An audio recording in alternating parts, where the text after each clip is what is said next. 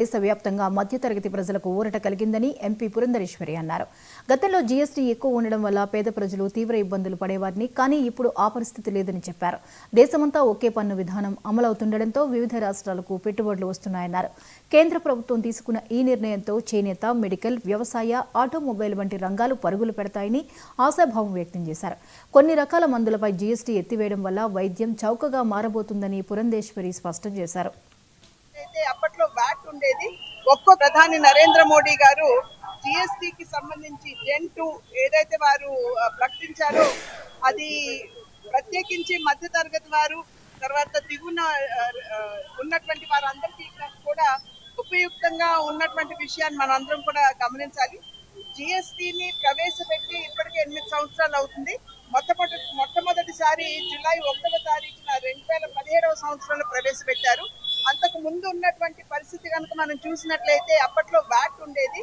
ఒక్కొక్క రాష్ట్రంలో ఒక్కొక్క విధంగా అప్పట్లో ట్యాక్స్ విధానం ఉండేది. కనుక పెట్టుబడులు రావాలన్నా, లేకపోతే పెట్టుబడులు పెట్టినటువంటి వారు చాలా ఇబ్బందులు ఎదుర్కొనేటువంటి పరిస్థితి మనం అప్పట్లో దేశంలో చూసాము.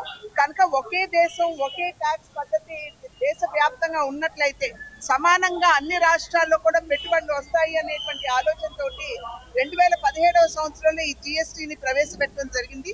జిఎస్టి మాధ్యమంగా ట్యాక్స్ ఏదైతే ఉందో దాన్ని సరళీకృతం చేయడం, అదే విధంగా ధరలు తగ్గించడం, అన్ని ఉత్పత్తులు కూడా ప్రజల యొక్క అందుబాటులోకి తీసుకురావడం అనేది ఈ జిఎస్టి యొక్క ముఖ్య ఉద్దేశం. వాళ్ళు చూసినట్లయితే ఇంతకు ముందు 4 స్లాబ్లు ఉండేవి. 5, 12, 18, 28% జిఎస్టి ఉండేది. కానీ ఈ రోజున దేశంలో ఉన్నటువంటి పరిస్థితిని దృష్టిలో పెట్టుకుని దాన్ని సరళీకృతం చేస్తూ కేవలం 2 స్లాబులు మాత్రమే ప్రవేశపెట్టారు. అది 5% మరియు 18%.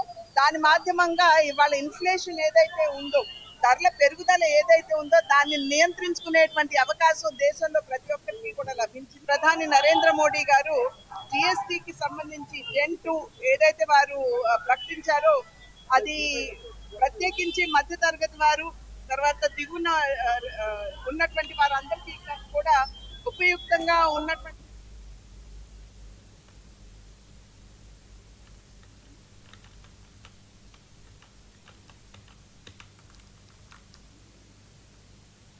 ములుగు